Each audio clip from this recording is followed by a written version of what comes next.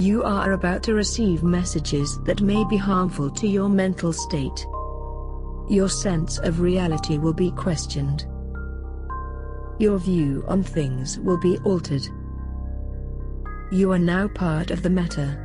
The meta controls everything. The meta determines what will and will not happen.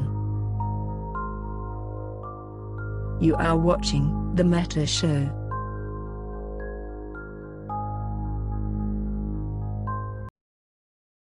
Welcome, one and all. Well, here we are, and it's another episode of the Meta Show. We have a pretty wild show today. We've got actually a bunch of war stuff and a bunch of politics stuff to talk about, and I do love the intersection of war and politics. We have Aerith is here, we have Merkelchen is here, both of which are Goonsworn CSM members and candidates. And already thank you to John Stroker and to Incubus. 37 months, very nice. Good stuff. How are we doing guys? Great. We may have Killer B. He said last week he would come on this week, and then today he's like, by the way, there's great weather in Germany, and I'm out barbecuing, so I may show up. I don't know yet. So we'll see if he pops his head in or not. And we have a wave of subs. Sally Salomon, what up, dude, for 34 months. Roddy Hugo and Angel Hun. We will try to give shout-outs as we go through. So we have sort of an interesting moment in galactic politics, and I mean that both militarily and diplomatically. So I know that we have a bunch of people who are really focused on war. I know we have a bunch of people who are really focused on the CSM stuff. And one of the things that I think is kind of interesting about this is these are not really separate issues, because what is happening in the war today in the North, because there's also a war between Test and Fraternity, Legacy and Fraternity, I should say. But what's happening today in the war in the North really goes back to a lot of stuff that actually happened on the CSM originally. And so instead of keeping these two things separate, so the people who like war are like, ooh, bleh, I don't want to hear about the CSM. Aerith or Merkelchen, which one of you wants to tell the story about how things that occurred on the CSM last year sort of dovetailed into the military situation today? I can tell that one. So basically, this goes back to our time in Reykjavik with, the other CSM members, of which Sword Dragon was one of them. To keep it super brief, you spend a lot of time with these people. You're locked in a meeting room for 40 hours a week, and then there's, dinners and evenings out and things like that. So, you do spend a lot of time talking to people, even the hostile people. It's not really like we're not shitty to them or anything like that in person. Obviously, it's not how it goes.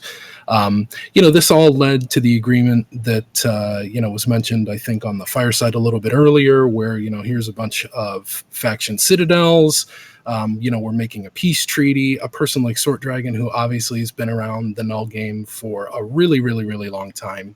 There's these interactions kind of come and go as time marches on. You have these big sort of blockbuster deals worked out among alliances and coalitions and things like that. So, while we were up there, just personal relationships sort of inked a deal. Not like we're, as alliances best friends or anything like that, but you can be aligned with people that are not a part of your greater coalition. And that's, a lot of what's going on with those guys right now. So these relationships sort of led to the in-game results that you're seeing play out right now, which apparently is having a big effect on a couple regions in space that are getting glassed as we speak. Yeah, so that is probably the biggest news, and I don't think it's really broken out in public yet. I was taking a gander at REVE, which is sort of my source for what our enemies are aware of, and this will be the first time you'll hear me refer to them this way on the Meta Show. So this is a significant change in relations. Dead Coalition, I'm not going to say Guardians of the Galaxy, because Dead Coalition this morning went through and blew up like 21 iHubs in Tino, in PL and NC space in Tino, and essentially just nuked the region far faster than I had ever anticipated. So Deadco went up there. They basically just started moving into an attack on Tino on Thursday. And here we are, it's Saturday, and that first round of mass reinforces, I don't even know if they were contested, but they just smoked all the iHubs. They were not. Hit. So 21 iHubs died, 11 TCUs, which they claimed those 11 systems completely. They've now reinforced 3 or 4 more constellations worth of iHubs have been hit and reinforced, also uncontested.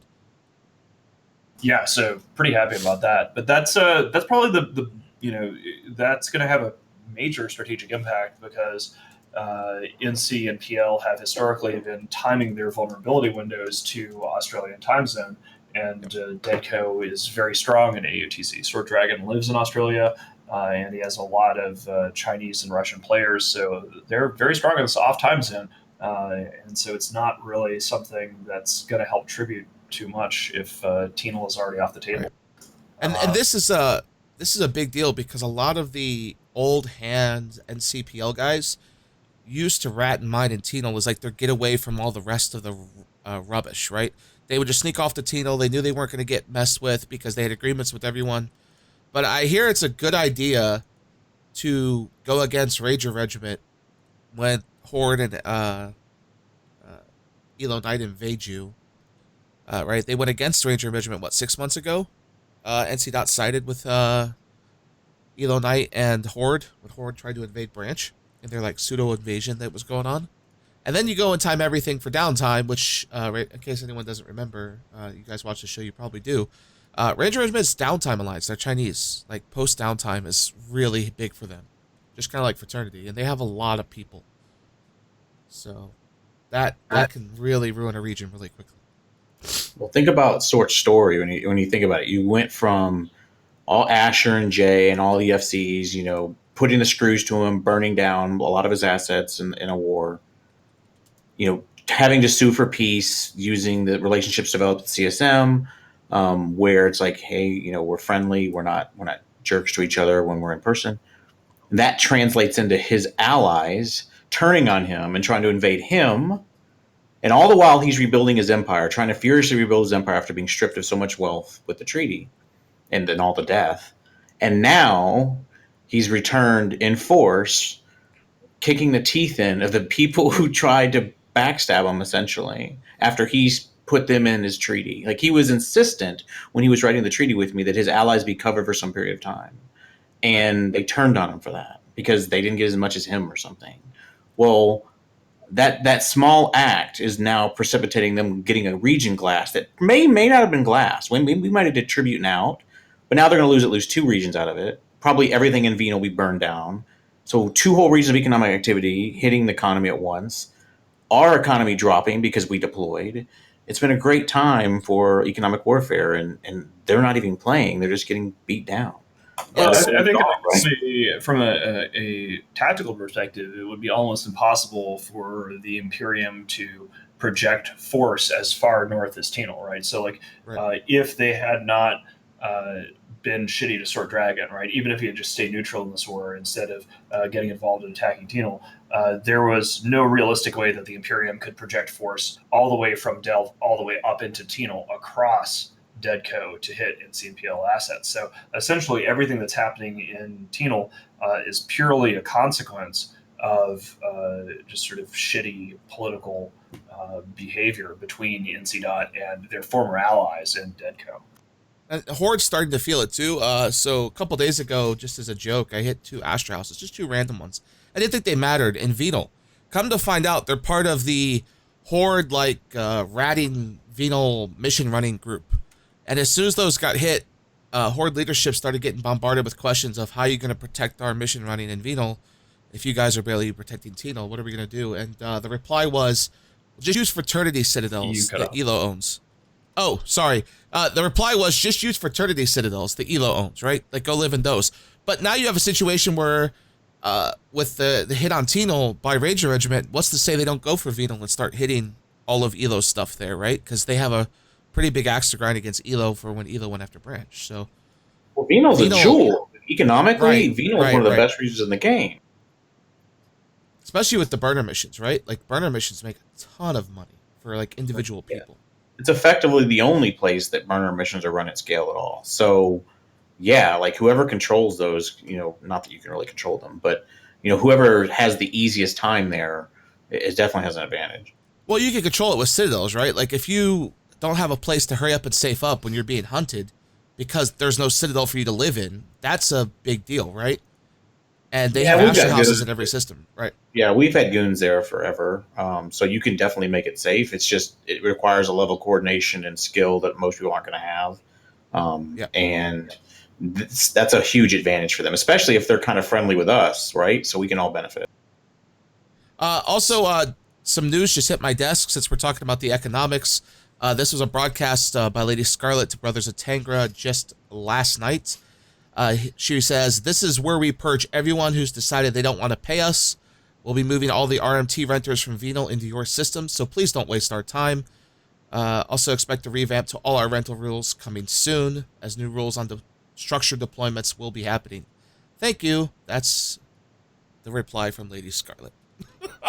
She just sent that email yesterday. So that leads to a very curious situation, right? Because if they're going to change the way they do structures, one of their biggest selling points to their own renters of don't go to goon renting is that goons own all the structures. We let you have your own. We let you have your own structures. Oh, right, yeah. So if they go and change that rule and say, okay, you can't own the structures anymore, that could be a big deal. Yeah, this is an empire in collapse. I think we did, and we're going to get into the nitty gritty here, guys, because we did have like the battle report in SH1, which the Imperium lost. That was a fight. I mean, I myself was logging in and having some fun with that. We got our hands, lost a bunch of Baltics, high fives all around. But that's really like one of the only major engagements in this war, and we. I was talking about this earlier. I think that they're not really executing a Fabian strategy. At first, I thought that NC Dot was executing a Fabian strategy, which is what we did in the Casino War, where we were horrifically outmatched and outnumbered, and sort of a similar situation where just a stand-up fight was kind of impossible. And we threw all of our time zones into all of our vulnerability windows into a Space Ghost time zone, and then did a whole bunch of stuff to try to fight. And so we were fighting against the enemy while outnumbered in a weird time zone, but we were at least resisting. And what's been interesting about this, what we saw in both Tino and by and large in Tribute, is the enemy is making things difficult by putting things in Australian time zone, but they're not really backing that up with ferocious fighting, SH1 notwithstanding. That's the fact that it's been so long into this war that we haven't had a big scrap is pretty significant. I want to get everyone's comment on this. I got more breaking news. Thanks to the Tino purge that happened last night, because it was so swift and powerful, the Tino renters of Rape My Ticks gave all the stuff they had in Tino to Sword Dragon last night. That is 6 forts, a Tatara, an Azabel, and 40 medium citadels, all transferred to Sword Dragon last night. And so it says apparently... That's public now? Someone just messaged me about this, and they're saying apparently it wasn't clear with Lady Scarlet, and she is furious. Okay, well, I'm glad that that's public now, and I'm glad. Yeah, I just got like 3 PMs about it. So, Boat, why don't you bring this up? So. I can independently not confirm that, but I'm delighted to hear that somebody else is talking about the fact that there was a massive transfer of assets in Tino, in addition to the destroyed iHubs, because I've been sitting on that ever since I woke up and found out about it. Yeah, sorry. The person just said, I guess, according to Star Dragon, Lady Scarlet had no idea this was happening. This was negotiated without her knowledge, and he basically stole 50 citadels for cheap. For really, really cheap. That is fucking great. Move in ready. I actually saw a question that we normally would never answer, but I feel like leaking the meta a little bit today because we just talked about this meta. So there was a question that went by in chat that I caught, basically saying, isn't NCPL going to Malpace bad? No, not for us. So the thing about that region is it's insanely good. It's probably the number 2, maybe number 3 region in EVE if you're an NPC null entity not living in, or not a non-NPC null entity, whatever. Yeah, this is good. But if they don't have the ability to capture the value of that region and invest enough capital in that region to make it and develop it and have the numbers to do it and the command and control to benefit all its members to grow it, then no, that it's really good for us because we're seeing a power go there that can't use it and can't develop it. I would much rather them be there and say FRT. That would be really dangerous. Or maybe if Test went there, they could build a huge empire, but not NCPL. So yeah, that's the question I have for you, Aerith, and I'm glad you're here, is NC Dot does not own any of the structures except for, I think, maybe the Keepstar, but even then they don't, I don't believe. It's all owned by Bot and others. Now, obviously, Bot control it, could transfer it, but individual corps have it. So how do you, like, what happens if, say, some of those renters just self-destruct those things? That could really reset a region, correct? As far as economically?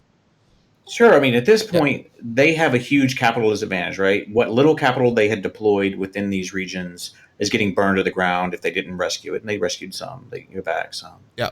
But you still have to invest trillions and trillions to develop a region to make it an economic power that they don't have. And they'd be starting from scratch. And they don't know how to do it in the first place. So it's going to be funny watch them kind of like fumble around and try to make something happen, but I don't believe they can. You can't transfer iHubs, correct? You have to self-destruct them and put new ones down, right? Can iHubs be transferred? Do you know? Sort of can. Like you can transfer iHubs within an alliance between corporations. Okay, so right. apparently you can't hand over, like, in order to swap a region, you have to actually destroy the hub and replace. Okay, so apparently NC Dot is starting to take over all the iHubs in Malpus. They've taken over 3 major ones now and are taking it away from Bot.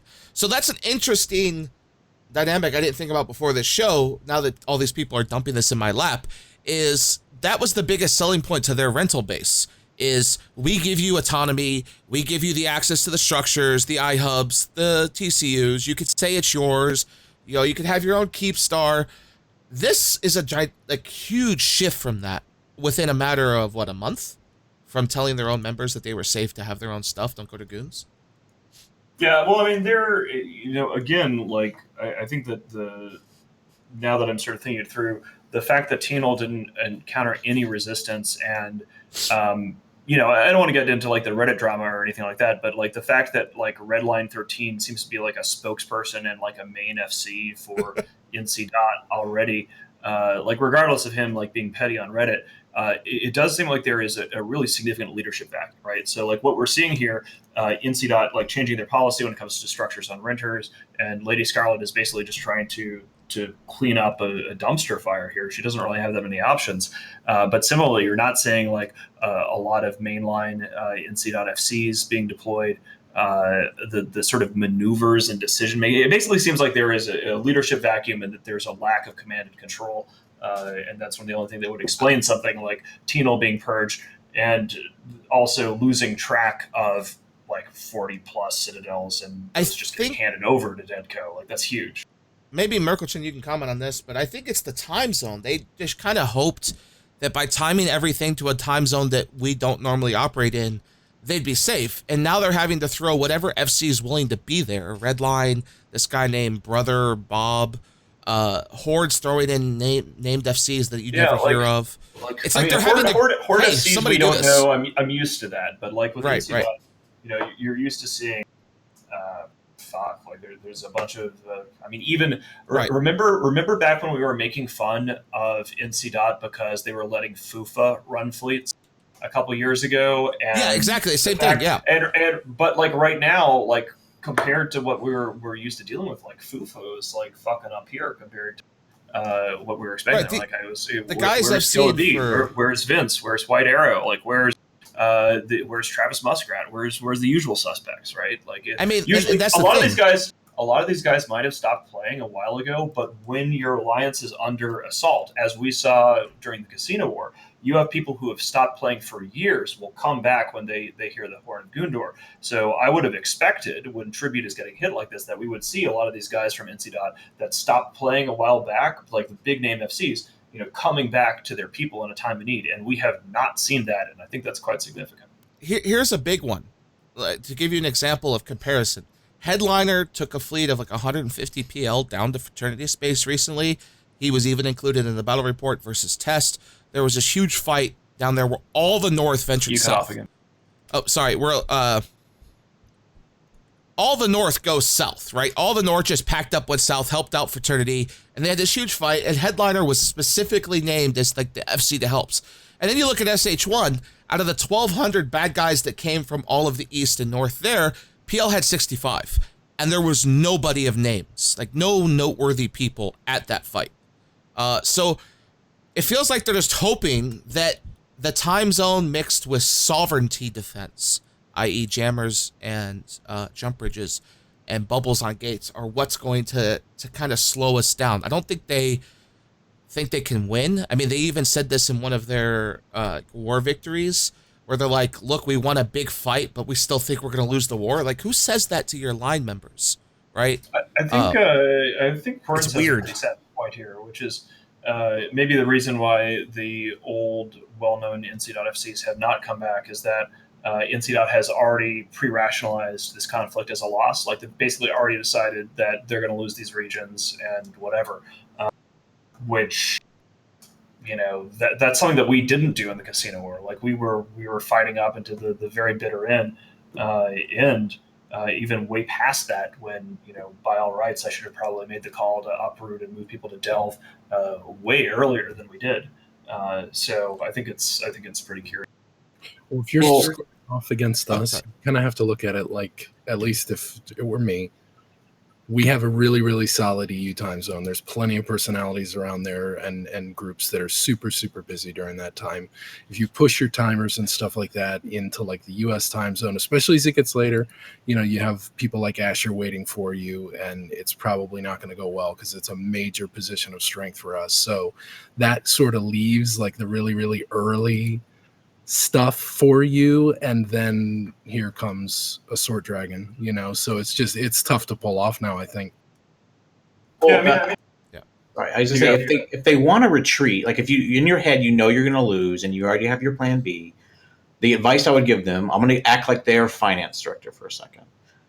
My advice to them it would be, if you don't have $5 trillion in your wallet right now, liquid, that you can go and rebuild with, you need to stop fighting right now and leave. Because every ISK you spend on SRP is less you're going to have to rebuild, and you're falling further and further behind. Because we'll still trade 3-1, 4-1, 5-1 now against any fight, and we'll come out ahead because our economy is dominating everybody. So their best move is to stop shedding money and leave if they don't have a ton of money, which we know they don't. It feels like they're trying to do that, but they still have a few line members that are like, hey, let's at least get some fights here. Like, what are you guys thinking? Because you can see, like, the assets. Yesterday, we saw them self-destruct 5 carriers. Like, who does that if you're really planning on defending your space? You would throw those 5 carriers out into a fight, right? So you're seeing, like, individuals get rid of assets and prepare for the fact that they're going to lose tribute, but you're not seeing it on the... Like, again, it leaves almost like a leadership vacuum, like you said a minute ago. You don't have the top people giving the orders like, hey, keep your stuff, we're still fighting here, or get rid of your stuff, we're leaving, right? You don't have that. So individuals are making decisions. The biggest fight that I've seen so far from the bad guys is actually from Sir Noobtard here in chat, who is at least talking a little smack. Like, we've really, other than the red line thread, and, you know, the red line thread the other day was also kind of a weird thing, because that was much more about like him and why he left the Imperium and stuff like that. And he does also, I gotta say, Redline is a cool dude. Like, he does a lot of good work on INN. So it, you know, I want to sort of stay out of the personality stuff, but it is interesting that even that thread was more about like what was going on in the Imperium and why he was now where he is in NC. And, you know, Sir Newtard here is at least saying, you know, grr, you guys suck, you're wrong. Like, there's at least some venom there. And that's really, you know, we've sort of been poking this dead dog with a stick, and at least it's finally starting to move, I guess. And that's the interesting thing is, the question I have is, okay, let's say, because it looks like, I mean, if you look at it from a top down, like if you're just looking at a map and watching the little pieces move around, right? You're seeing NC Dot consolidating their, I guess, quote unquote, friends. You're seeing Triumvirate move into Malpus. They've moved into NSI and have been working to clean out structures in Ethereum Reach. You've got Slice, who said that they were just going to float in the wind and go after bots. Well, they're now part of the bots and they're defending bots, and they're working in the drones to establish themselves in Ethereum Reach. You're seeing Horde drive the ADMs of certain key systems in the drones up to 6. They've done it in LXQ2, where they own the iHub. They're now mining in the key pocket of Malpus to make that a 6.0 ADM system. So you're seeing what looks like, hey, we're going to eventually retreat to the drones, and let's see if goons follow us. But they're not communicating that from the top down. They're just individuals are doing it, and it's weird to watch. Was Slice Yeah, not I got Darkness nothing. renters? I don't know. No, It's they weren't it's actually renters. They were they were allies. allies, but it's weird too because again, the Slice move, you're not seeing many Slice. I mean, Slice were a serious contender when we invaded the North. Now you see them in the drones pulling maybe 30-man fleets, no capitals at all, just subcaps. So it feels like all these people are just kind of meh, right? There's just nothing there. Well, I feel like leadership knows it's not winnable, but they're hamstrung, right? Their people want to fight. They don't want to just surrender and run. There's a lot of people that they might shed if they just do that. So I think leadership just kind of went AFK and has kind of abdicated, responsibility during this period to kind of let it burn just enough where people do want to leave and then they'll leave. And I think that's great because at least our people get some fights. So let's talk about the CSM election. And Yes. actually, let's do that. Well, we also have to talk about the war in the South. Let's do the CSM stuff, and then we'll swing back around to talk about Legacy's fight with FRT. Yay! So I have links. Also, we're going to do a giveaway today, like we did last week. Since Triglavians are out with Invasion, I'm going to give away a couple of Triglavian ships. So I've started that since we have a good segue moment. I'll press that. To be in the giveaway, all you have to do is type !ticket, I believe. If I did it correct, I may not have, but we'll find out. But yeah, here's a link. So CSM elections are coming soon. That's why Merkel Chen and Aerith are predominantly here, even though they do have great insight into what's going on in EVE. So here's some links for that. Yeah. Take it away, CSM people. Want to go, Mark? Okay. Well, we'll keep it quick because I know this subject, if you've been around for 10 years, you've seen this 10 times. It's probably not the most interesting thing to talk about. This is the time of year where you see what we call the student council candidates. Like, we're going to go down to 4-day work weeks. I'm going to install 5 new vending machines in the cafeteria. We don't have to do PE anymore because we're neckbeards. All that kind of bullshit. This is a red flag for obviously someone who has no idea what they're getting themselves into when they hit the shores of Iceland. It's the type of person, if you were to build the perfect CSM candidate, is someone that is mature, good communicator, can handle lots of frustration and pushback. And that's not any kind of indictment on CCP or how they act or anything like that. It's just many of the things that you land on the island thinking, I'm coming hot with this brand new wonderful idea, are instantly rendered totally in no value. It's not going to happen. You can't advance that idea. So coming with sort of a spirit of cooperation and some level of rapport with other human beings who you may not necessarily like in the video game EVE Online is really, really important. I mean, Aerith, don't you think that when we're looking around the room, one of the first things we're looking at is who here is a reasonable human being? Yeah, I think I've said this before. I divide everyone, the first summit that's new, into one of 3 categories: either hostile or it's / just dumb, where you can just disregard everything that comes out of their mouth. Innocuous, maybe their ideas are just generally good for EVE, and they don't really have to have a political agenda, like Steve, or someone that's a real player that you want to work with to advance good ideas through EVE, or at least good feedback, right? We don't get that many ideas, and that's what people don't seem to understand with CSM. You get 2 or 3 a year at best to try to put focus on outside of what CCP is presenting you. So you need to agree with your fellow CSM as a united whole. Although if you go in there, piecemeal, you're not going to get anything done. So one of the things that we talked about on the Fireside, and did I already talk about the Olmeca thing on the Meta Show? No, you have not on the Meta Show. No, we have Okay. not. No. All right, so we do like to have fun with these kind of things, and the last slot on the Imperium ballot this year, we've decided to put Olmeca Gold on the Imperium ballot because I think the idea of him getting to go to Iceland, and I hadn't even thought about the NDA thing until somebody had actually put that in Twitch chat here. Oh God, imagine him not being able to talk. Basically, like I would love, he has all this views of these crazy Imperium conspiracy theories and stuff like that, and his view of how CCP works and how Eve works and how reality works is so delusional that the best possible. I just think it's funny. Like he can't hurt us or anything like that. So let's send him to Iceland, and then he gets to be in a conference room with CCP, but also Aerith for a week, a couple times a year. So sort of like handing a half dead mouse to a cat to biff around the room. I don't know. I can't decide. I'm looking forward to him getting on because he's a long shot. To be clear, I'd love to see him on, or Gobbins. Like Gobbins is gonna be so. I think Gobbins will be able to get on just on his own with right just using the horde mode.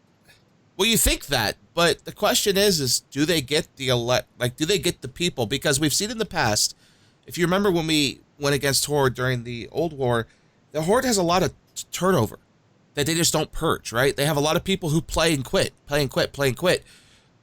So what is their true number of votes, right? That's the big question. Do they have enough just on Horde alone? Because you see Killer Bee running, and people like Killer Bee. Even in Horde, they like Killer Bee. So it doesn't mean they're going to vote for Gobbins, right? So we can pretty much tell what the ticket's already going to be, or at least probably 8 of the 10 seats. I'll get on, and Mark will get on for sure. Likely a nominate does too. Sort Dragon will get on. I think Steve gets on, but that's somewhat controversial. Killer Bee definitely gets on. So you only have, and then Gobbins will for sure get on. What rank was Steve in the mix last year? Last, as I recall. I think Dunk will get on too. Oh yeah, I think Dunk will and Billy. get on, Yeah, Dunk and Billy, they'll get on. And so you really only have 1 seat, maybe 2 up for grabs, period. The rest are already won. Like people, don't want to hear that, but that's the facts. And one of those seats, I think someone saw Matterall in chat. Like it could be Matterall, except he blew his candidacy to pieces with his first interview with Jintan. If you listen to it, he literally pitches gold ammo. Like I listened personally to the first 3 minutes, and everyone else told me about the rest because I shut it off after 3 minutes because he rejects the entire premise of needing to work with the rest of CSM for a unified opinion, which is retarded because he doesn't even know how it works. And then later in the interview, evidently he supports gold ammo. Doesn't see anything wrong with that. So how does that even work? Okay, here, I got this one. So listen, let's talk about the 2 worst things that could happen to EVE Online, right?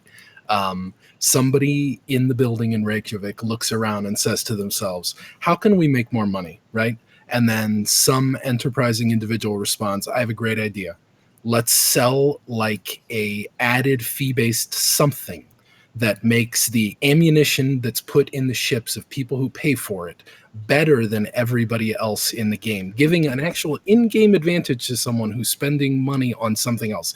This is a tragedy. There is no idea that could be worse for the health of EVE Online, right? If you're a CSM rep, you want to go in the room with CCP, you want to tell them how to make money, Alliance skins. Especially after they were acquired by Pearl Abyss. Why would anybody be talking about expanding microtransactions? We literally had riots in Jeddah about gold ammo. The greed and good, the Monocle Gate thing, for people, if you weren't around during Monocle Gate, it wasn't about the Monocle. That was certainly what triggered the Jeddah riots. But what was actually going on there was everybody was afraid that EVE was going to go like World of Tanks because of the leaked Greed is Good newsletter, where there was an explicit discussion of having things analogous to gold ammo. Like I had to go to Iceland 5 times that fucking year because of emergency summits where we were fighting as a united player base while Jeddah was burning against the very idea of specifically gold fucking ammo. That's like the one thing that basically everybody I thought in EVE Online would agree with. Are you is this actually real, or is this are we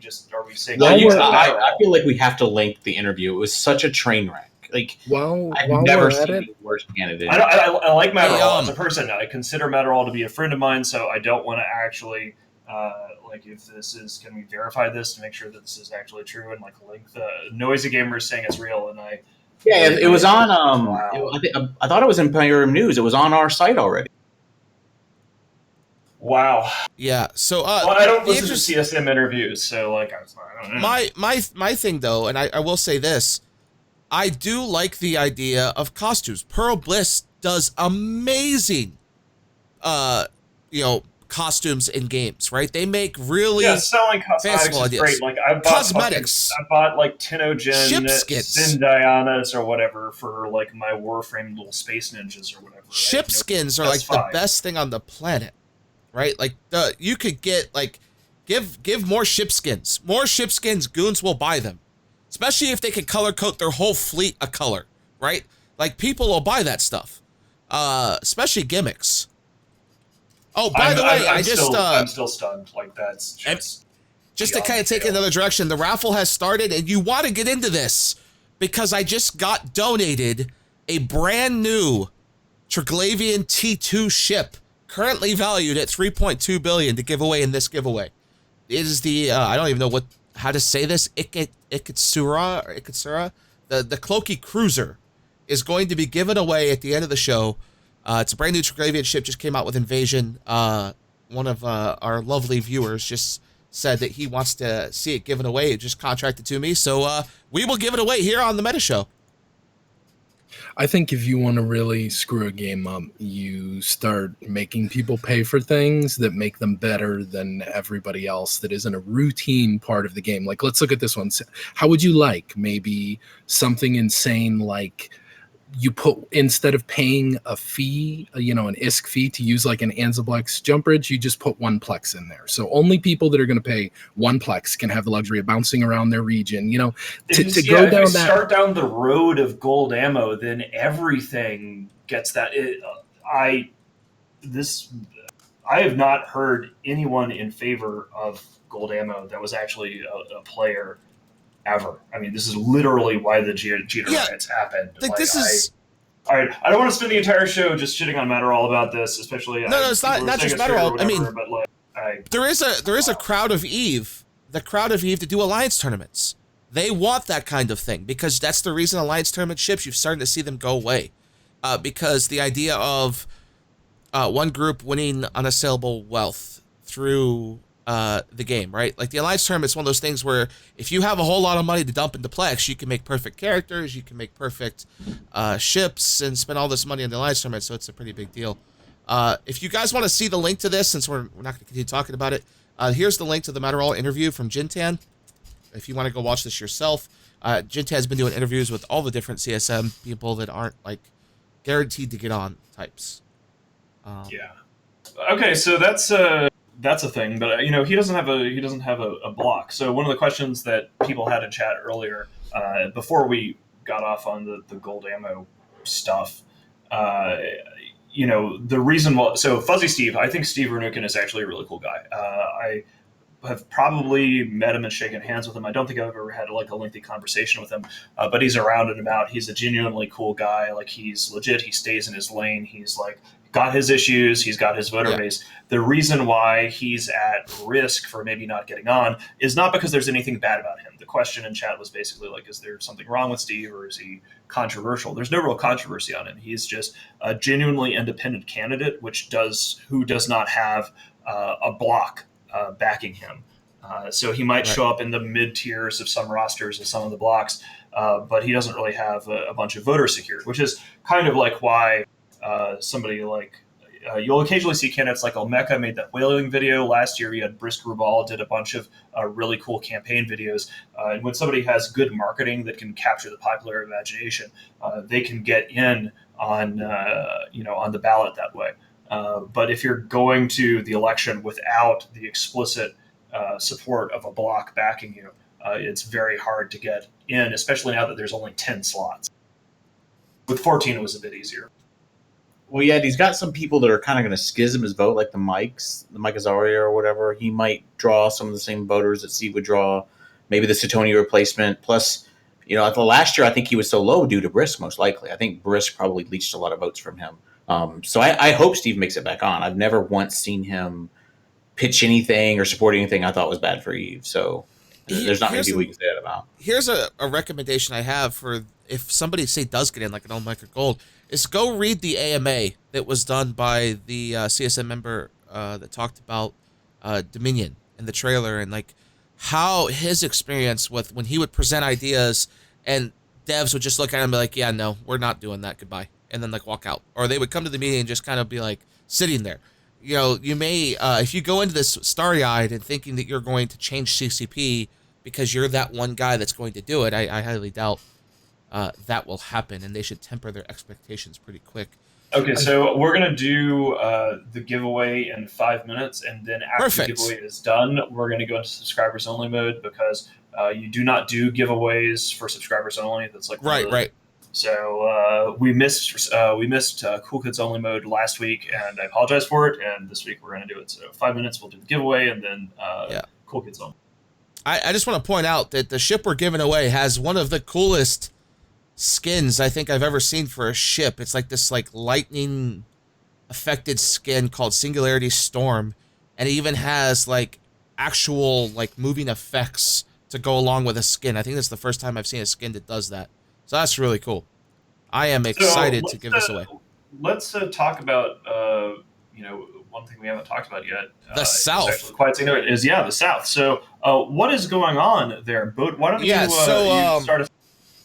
I've been trying to keep track of it. Just recently, Villy has taken over the campaign. He told us this last week on the show. And in just a week's time, progression into Deaderhead has been huge. They are spamming citadels at a pace that I don't think we've seen tests do in a while.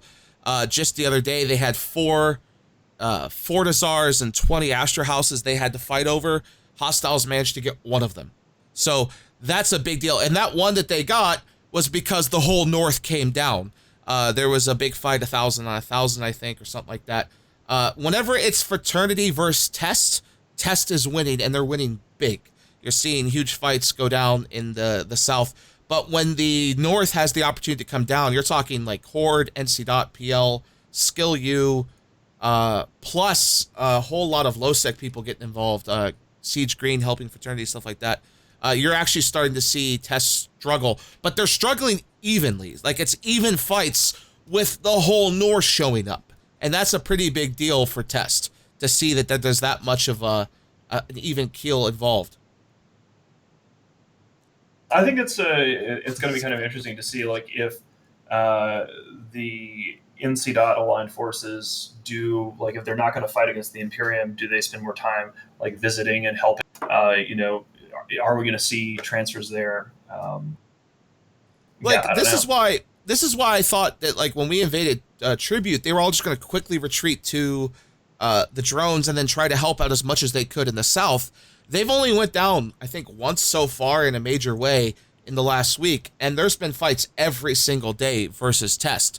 Villy's done a great job of pulling the fights out of the time zone that Frat controls and putting them in time zones that Test can form big by dropping their own citadels and making this more of like, come kill our citadels if you can moment.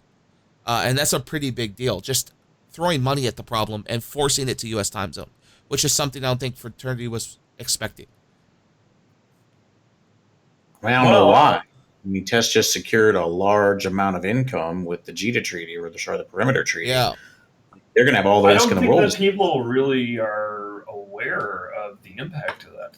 Like, I haven't seen much discourse about it. It's something that, like, went out there, like, Villy announced it. There was that post on Reddit. And then I haven't seen chatter, basically, of people bitterly talking about it, or, oh my God, these guys have this or that. It seems like people have just, like, forgotten about it in the noise, but it's, it's good. Probably also, that might be why people aren't really talking about it, because it's helped trade, right? The deal, much like Gevlin Goblin kind of originally guessed would happen on his blog a few years ago, has resulted in much more trade happening through that perimeter network, because there's less regulatory risk. You have less fear that the blocks are going to go to war and blow your shit up. So many more people are using those citadels, and as a result, the profit previously is. Fuck, do we even want to talk about it? Are those numbers? He says won't work. He says a dumb idea and it won't work. I don't know if he's talking to you or just in general. I wasn't talking about an idea. I was talking about. So I don't know. The payouts that we're getting from the treaty, which the payout thing. Here's an interesting thing: is it's an unassailable amount of wealth. If all of the big people that care about HiSec, i.e., Horde, Test, Goons, don't bother to shoot that citadel, it's just going to sit there and generate money, right? It's going to pull in a ton of money, and that becomes a way to combat wars in the South. Because, again, if your space... Okay, sorry about that. Then Tezzy was talking about something else. I apologize. If your space is getting hit and you're struggling to make money at home because you have the constant fear of being hit at home, that can be a big deal when you have a bit of money somewhere else, kind of like a Swiss bank account that's not being touched when your country's getting invaded, right? Like, that helps test quite a lot.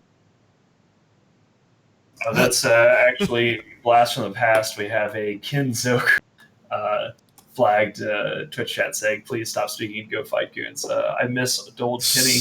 Remember, anime is cartoons and Delve is goon. Yeah, I assume so. So, All right, so we're gonna draw the giveaway winner now. We have 331 people have entered, so hopefully your chance of getting this beautiful ship, and quite expensive. I think it's 3.2 bill right now. So here we go. And our winner is Clavis. Clavis is a good and a long-time winner. I know who that is. Congratulations, Clavis, for winning that beautiful ship. And all-around awesome guy. That's fantastic. That's Clavis, so rigged. You're a huge shipbird. I want you to contract that to me right now. Just so you know, to give you an idea of how good this ship is, and CCP have done an amazing job, and I will stream PvP with this ship sometime next week. It can warp cloaked. Like, it's a Triglavian ship that can warp cloaked. That's freaking huge. Like, this thing is... to some completely random person last week. Was or like Ian Manu? Wait, 69 this one can't warp cloaked. Never mind. This is the assault cruiser. Whatever. Anyways, it's nice. It's fancy. It looks cool. You're getting it. And I'll be contracting it to on a you. Saturday Night Storm. It'll be blown up gloriously. Yeah, it'll be beautiful. With that, boys and girls, we are now going to actually go into Cool Kids mode. I wanted to bring this up, and this is a huge moment in the War of Eve. So for the first time, the SH1 fight was the first time they consolidated all of the people who were willing to fight for NC Dot. You got to see all the players. Other than, I think, Skill you even saw a lot of the Chinese, Korean, Siege Green, low-sec types. They joined fleet with Elo and were in a fraternity fleet when they came up, which was interesting to see. That's the first time I've ever seen Siege Green leave low-sec like that. They merged fleets with Elo. They met Elo and came up. You had Elo there. You had I'm glad there was a fucking fight. Like I even logged into EVE Online. I wanted there to be a scrap. I was actually couldn't we be crashed there. the gate. Like we decided that we were going to charge in there. They were defending a protective position from jammers. We had to get into that constellation. So they were guarding the gate with a bunch of Hodreds. And we crashed into it with our Baltecs, which ate a bunch of shit, and our Eagles. So our Eagles were doing most of the damage on our side, and we lost a lot of battleships. It was a relatively small skirmish in the scale of previous wars. I mean, it's all told, what was the butcher's bill total for each side? 100 billion on ours. We lost 100 bill plus. They lost, I think, like 50 at best, maybe less. When it's loading up. So like a fight like that is kind of like a rounding error compared to 56 the level of combat we had before. But it's nice to at least get our hands dirty. Like I think most people in the Imperium are happy to just see some shit blow up, even if it was themselves blowing up. I mean, fuck it, let's get some. The big thing to take away from this, though, is this is comparative to when the iHub was reinforced. Usually, when you want to stop an iHub fight, you want to do it when it's getting reinforced because it's a single point of battle. You can jam your own systems. You can go in and do it. When I reinforced that iHub the other day at like 2 a.m., they didn't even show up. They had like 150 people and they just gave up. We had 500. This defense was rather surprising for them to throw in so hard for it, considering they had to bring fraternity out of the South. I don't know how Elo's doing it. Maybe, I guess if the paycheck's big enough, you're willing to FC 16 hours a day. But he had just done a huge fight that had started at like 1800 Eve, and he was FC until like 10 Eve, right? Non-stop. That's just what Elo does. Constant when thing. When Elo is on, Elo is all on. And I'm glad he was there, and I'm glad that we got a chance to actually smash some spaceships together. I think that's something that everybody. But this is where it's funny. Because even though the paycheck is big, he made a tweet just a couple days ago saying, I'm starting to feel the burn. I'm starting to burn out. So that'll be interesting to see. Let me see if I can get that link for you. How it goes down, right? That'll be that'll be interesting to see if maybe he does burn out. Because Elo has this tendency to do that, right? He plays in spurts. He goes really, really, really hard, and then he disappears for a little bit and goes quiet. And then he comes back and plays really, really, really hard. This kind of the linchpin for the Southern War is Elo. He's FC'ing in Euro, US, and, well, as we've seen now, near deep US time. So it's a big piece of the Fraternity Southern War, right?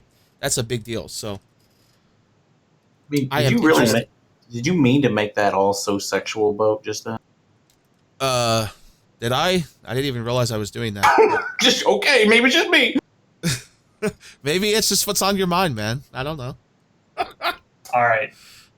So yeah, no, it's been interesting to see what's happening with the Legacy Coalition. I'm just still trying to wrap my mind around the fact that Tino has fallen so rapidly. Like that's way ahead of schedule. And I guess what the real, like, looking forward, the real sign of serious defenses are going to be on the iHubs, which are protecting hostile keep stars. So if there is going to be a serious defense and a serious fight, those will be the engagements to look for, and we're going to be coming to those very soon, simply because at this rate, there's not much else left to blow up besides to start going after the keep stars.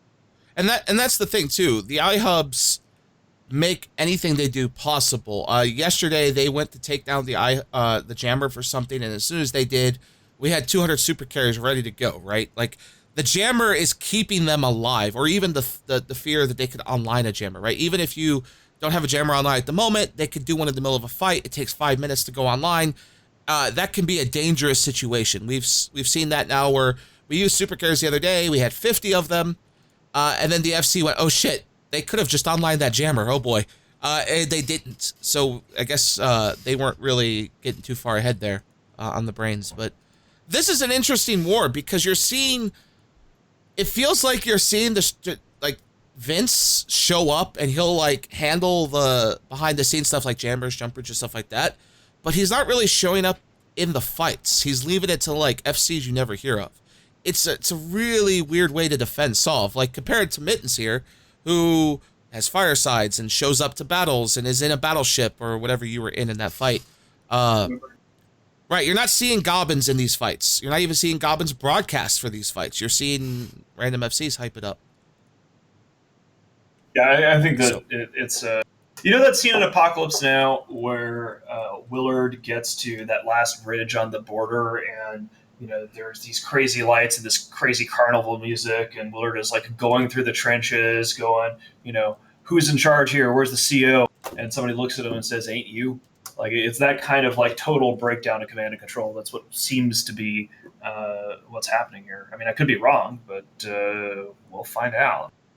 Yeah, time will tell, right? This is like the first or second week of the war, and these wars tend to run for months. Wars usually start with huge fights. Right. That's the thing. At the start of a war, that's when both sides are usually really geared up and there's a lot of enthusiasm. And one of the things that's been extremely strange to me about this conflict is the first sign of real like pride, and like I was saying earlier, fuck you goons, fuck the Imperium, grr, you're losing all this stuff. The first sign of any kind of spine was actually in the SH1 fight, in the aftermath of that, where we saw him start to hurf a few blurfs. But the fact that it's taken this long to see any kind of vim and vigor is just extremely unusual in the history of EVE conflicts. It seems like right now, sorry, Boat, like what you see happen, if you were to look back at the last time we did this, most of the people were here, the day of like the 4 dead keep stars and just unbelievable logistical and military positioning and getting ready for something crazy like that.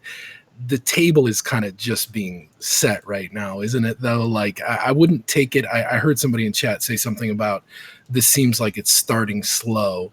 The amount of stuff that is happening out of sight right now is unbelievable. You're seeing a lot of pieces moving around on the board, and they're getting ready for inevitably, what's going to happen probably here pretty soon, where we see some big fights.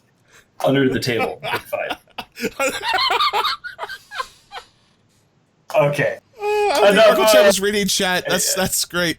Okay. Yeah. So, But okay, so to add to this, we are still seeing stuff happen in Eve outside of these two major wars. Just a couple days ago, Snuffbox and company got into the first big low-sec fight of the year. We haven't seen one of those in a long time.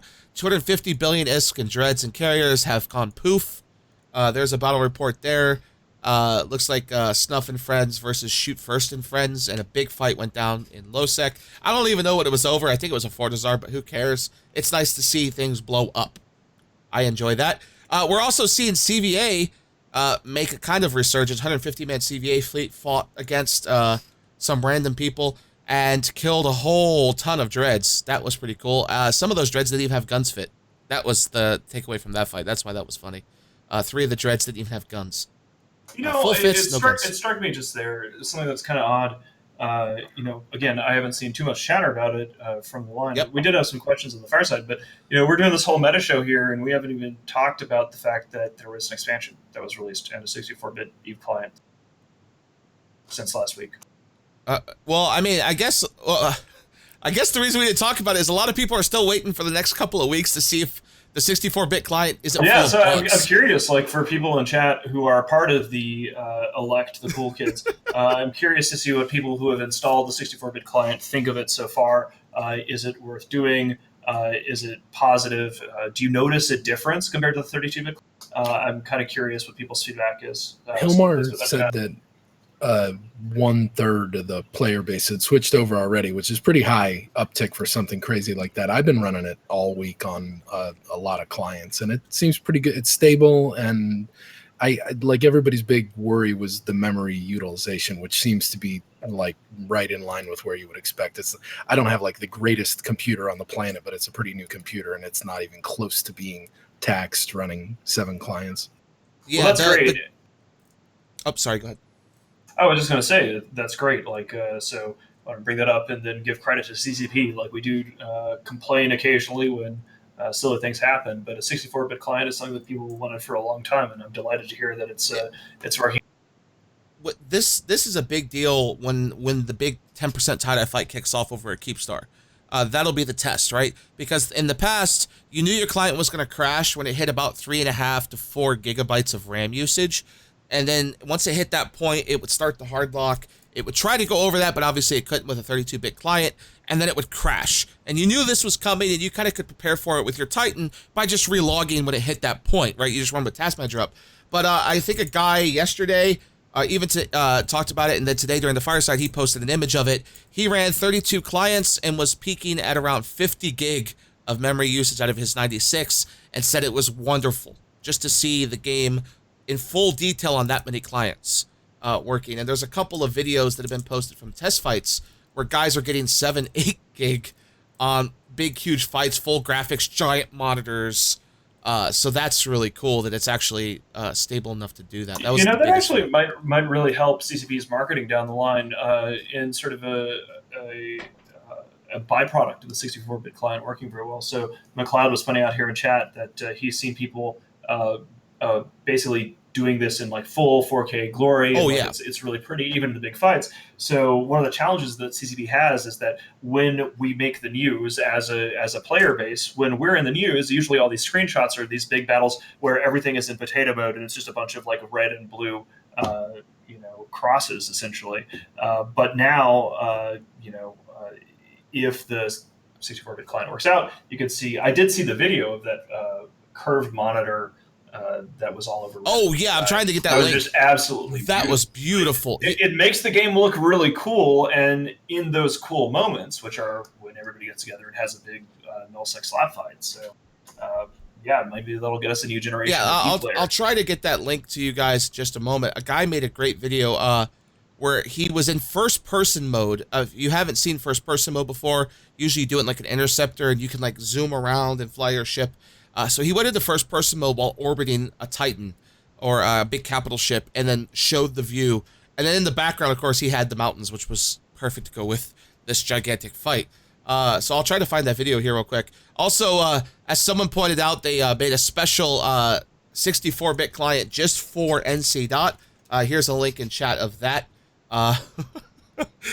For those that wonder, they went and changed the buttons, and now Undock is much bigger and better, just for NC Dot. It's great.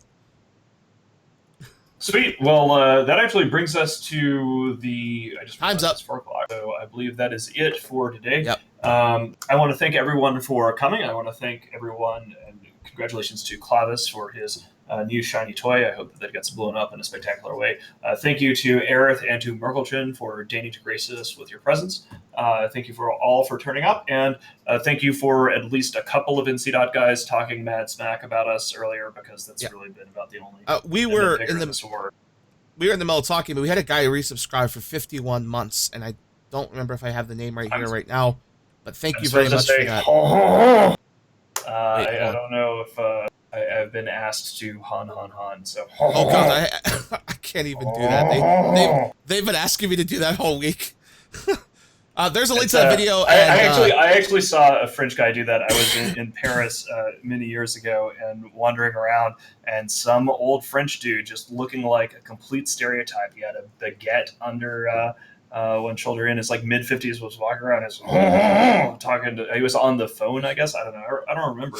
But I remember it was outside of some church in Paris, and some old French guy walking around going, and me and my buddy Arthur just died laughing, because we're like, wow, that actually happened. That's a real thing. That's not just a weird stereotype. Yeah. So there you go. So there's the name. It was Darbo. Darbo says he'll be 52 months and 6 days. Woo! It's a long time to be subscribed to Goons. Excellent. And thank you, Trainwreck 730 as well. So thanks a lot, guys. We'll be back next week, and we'll see you then. So, yeah. See you guys. You are about to receive messages that may be harmful to your mental state. Your sense of reality will be questioned. Your view on things will be altered. You are now part of the meta. The meta controls everything. The meta determines what will and will not happen. You are watching The Meta Show.